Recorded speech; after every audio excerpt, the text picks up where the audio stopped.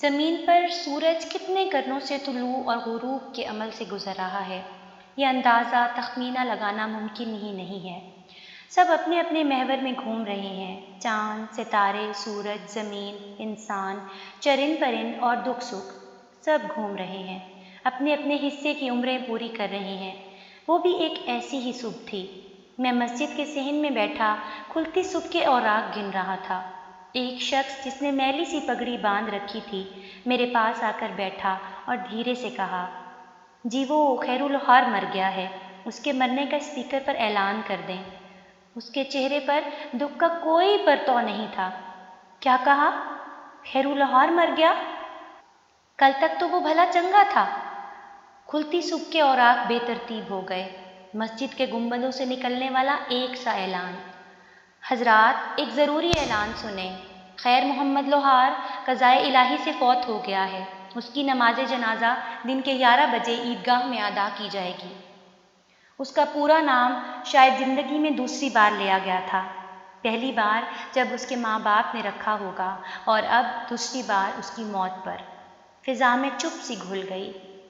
میں یقین اور بے یقینی کے کندھوں پر ہاتھ رکھے مسجد سے باہر آیا تو سامنے کے احاطے سے سدو بھینسوں کی پھیٹ تھپکتا باہر نکل رہا تھا۔ اس کے چہرے پر صرف کام کی تھکن تھی۔ اسے ساتھ لے کر جب میں خیرو کے گھر ٹوٹی لکڑیوں کے ادھ-کھلے گیٹ سے اندر داخل ہوا تو کچے کمرے کے سامنے کچے صحن میں ایک چارپائی پر خیرو ابدی نیند سو رہا تھا۔ اس پر اس کے کردار کی طرح سفید چادر تھی، بے داغ، اجلی اجلی، دھلی دھلی۔ وہ مجھے ہمیشہ میلے کپڑوں میں نظر آیا۔ اس کے مکمل نام کی طرح میں نے پہلی بار اسے اجلی چادر میں دیکھا۔ دری پر دو عورتیں اپنے سامنے رکھی چائے کی کیتلی میں سے کم دودھ والی چائے پیالیوں میں ڈال رہی تھیں۔ ان کے ہاتھوں اور چائے کا رنگ ایک جیسا تھا۔ نیم کے درخت تلے اکیلی چارپائی پر اس کا نیم پاگل بیٹا اپنی داڑھی کھجا رہا تھا۔ لوہے کے اوزار خاموش تھے۔ چھوٹی سی بھٹی جس میں کوئلے اس کے سینے میں دبے ارمانوں کی طرح دہکا کرتے تھے، اس میں دھواں اس کے سانس کی طرح آہیں بھرتا نکلتا تھا۔ آج خیرو کا سینہ اور بھٹی دونوں خاموش تھے۔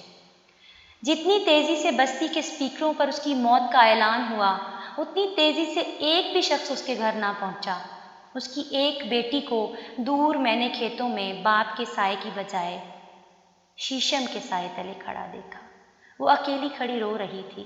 اس کے سر پر پھٹا دوپٹہ اور پاؤں میں ٹوٹی چپل تھی۔ 9 بجے جب کفن پہنچا تو اس وقت 2 کی بجائے 4 عورتیں بیٹھی تھیں۔ کوئی ہوک، کوئی کوک نہ تھی۔ عجب سناٹا تھا۔ میرا دم گھٹنے لگا۔ موت کے قدموں کی چاپ سننے میں باہر نکلا۔ زندگی معمول پر تھی۔ کسی نے بھی اس کی موت کا نوٹس نہیں لیا۔ کسی زبان پر اس کا تذکرہ نہ تھا۔ ابری ہڈیوں، دھنسے گالوں، بڑی شیب اور کرخت ہاتھوں والا خیر الوہار گاؤں والوں کے درمیان نہ تھا۔ غربت نے اس کا لہو چوس کر ہڈیوں پر صرف چمڑا رہنے دیا تھا۔ اس کی ہڈیاں اس کی مفلسی کی طرح نمایاں تھیں۔ اس کی صحت گرتی رہی۔ سنا ہے اسے یرکان تھا، اسے کوئی سنبھالنے والا نہ تھا۔ زمین نے جب زندہ انسانوں کی بے حسی دیکھی تو اسے اپنے آغوش میں لے لیا۔ وہ خوش قسمت تھا، اسے جمعہ کا دن نصیب ہو گیا۔ میں سوچنے لگا، اس کی تاریخی وفات کون نکالے گا؟ اس پر کس اخبار کا ایڈیشن اور کس رسالے کا نمبر نکلے گا؟ غریب کے جنازے پر کس کا انتظار ہوتا ہے؟ میں 11:15 بجے وضو کر کے گھر سے نکلا تو جنازہ عیدگاہ جا چکا تھا۔ وہاں پہنچا تو صفیں ترتیب پا رہی تھیں۔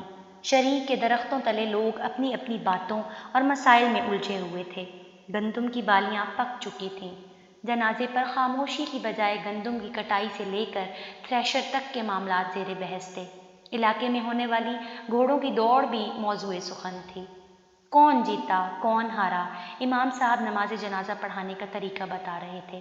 نماز جنازہ فرض کفایہ، 4 تکبیریں، ثنا، واسطے اللہ تعالیٰ کے، درود واسطے حضرت محمد صلی اللہ علیہ وآلہ وسلم کے، دعا واسطے حاضر میت کے، اللہ اکبر۔ بن بناتے لوگوں کی 2 صفوں کو توڑ کر طاق کیا گیا۔ صفیں ٹوٹنے کے بعد جب جنازہ کندھوں پر اپنی منزل کو چلا گیا تو لوگ چند قدم اس کے ساتھ چلے، پھر اپنے اپنے گھروں کو مڑ گئے۔ نہر کے کنارے شیشم کے درختوں کے نیچے اس کا جنازہ جا رہا تھا۔ چارپائی اٹھانے والوں کے علاوہ 5-7 آدمی ساتھ تھے کہ اسے دفن کرنا ضروری تھا، ورنہ شاید وہ بھی لوٹ آتے۔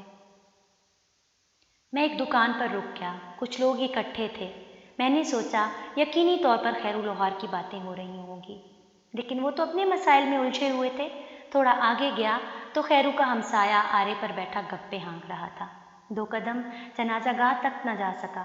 اگلی صبح بستی کے منیاری کے کھوکھوں، گوشت کی دکان، راہوں اور ہٹیوں کے قریب میں نے لوگوں سے اس کا تذکرہ کیا۔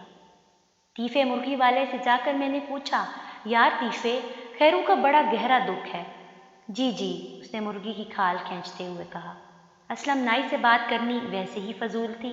اس کی دکان میں لگے دیسی ڈیک سے علاقائی گلوکار عطا اللہ عیسیٰ خیلوی کی آواز پورے زور سے گونج رہی تھی۔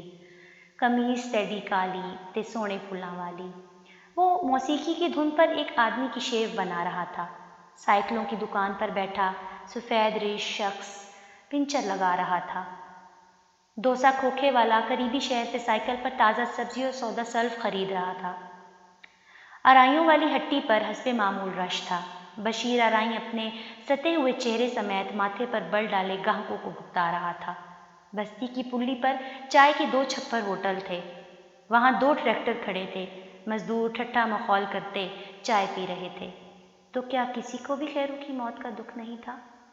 کوئی تو ان کو خبر کرے۔ لوگو، خیرو لوہار مر گیا۔ ہم میں سے ایک انسان کم ہو گیا۔ وہ علاقے کا نہ صحیح، گھر کا تو سربراہ تھا۔ کل تک گاؤں کی پگڈنڈیوں پر اپنا گدھا ہانکتا، میلے دانتوں میں اجلی مسکراہٹ لیے سر ہلاتا، دوہڑے الاپتا، وہ شخص کہاں گیا؟ وہ تو تمہارے ہر دکھ میں رہا۔ تم لوگ اس سے اپنی درانتیاں تیز کراتے تھے، ہلوں کے بھالے، ترنگل اور کھرپیاں بنواتے تھے، گم چابیوں والے تالے توڑوایا کرتے تھے۔ تمہاری آنکھیں کیوں عقیدت غم سے خالی ہیں؟ خیرو کی رسم کل اس کے مرنے کے 32 گھنٹے بعد ادا کر دی گئی۔ گلی کے موڑ پر بچھی چارپائی پر اس کا اداس بھائی، بیٹا فیضو اور ایک ریٹائرڈ سپاہی رہ گئے۔ سڑک پر سے گزرنے والے سائیکل سوار اور ٹانگے والے گردن موڑ کر ایک نظر دیکھ لیتے، کوئی اکا دکا فاتح خوانی کے لیے رک جاتا۔ اچانک ایک بے حس آواز کے بے جان پتھر نے ان کے درمیان رکھے خاموشی کے برتن کو کچی کچی کر دیا۔ فیضو کے سامنے درانتیاں اور ٹوکے رکھے تھے۔